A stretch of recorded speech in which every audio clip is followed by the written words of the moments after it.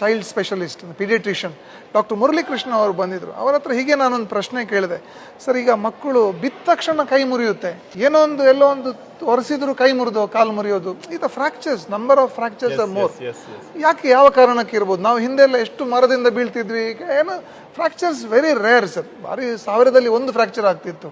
But ಈಗ fractures are very common. ಏನು ಕಾರಣಕ್ಕೆ ಅಂತ ಕೇಳಿ ಅದಕ್ಕೆ ಅವರು ಕೊಟ್ಟಂತ ಉತ್ತರ ಸರ್ ನೋಡಿ ಎಷ್ಟು ನಾಲೆಜಬಲ್ ಅದು ಅಂತ ಹೇಳಿದ್ರೆ, ಮಕ್ಕಳನ್ನು ಬಿಸಿಲಿಗೆ ಕಳಿಸೋದಿಲ್ಲ ನಾವು, ದಟ್ ಈಸ್ ದಿ ರೀಸನ್. ಮಕ್ಕಳಿಗೆ ವಿಟಮಿನ್ ಇದ್ದು ಕೊರತೆ ಆಗ್ತಾ ಇದೆ.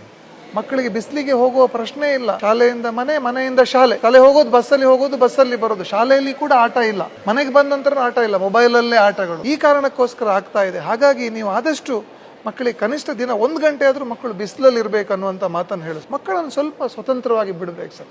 ಮಕ್ಕಳು ಇಲ್ಲಿಂದ ಮನೆಗೆ ಹೋದ ನಂತರ ಸ್ವಲ್ಪ ಆಟ ಆಡಲಿಕ್ಕೆ ಅವರ ಅವಕಾಶ ಕೊಡಬೇಕು. ಅಥವಾ ಬೆಳಿಗ್ಗೆ ಬಸ್ ಹತ್ತಲಿಕ್ಕೆ ಒಂದು ಅಟ್ಲೀಸ್ಟ್ ಒಂದು 100 ಮೀಟರ್ಸ್ 200 ಮೀಟರ್ಸ್ ಮಕ್ಕಳು ನಡ್ಕೊಂಡು ಬರಬೇಕು.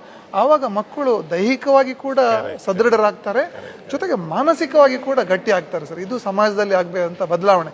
ಇದು ನಂದೊಂದು ಸಿನ್ಸಿಯರ್ ರಿಕ್ವೆಸ್ಟ್ ಸರ್.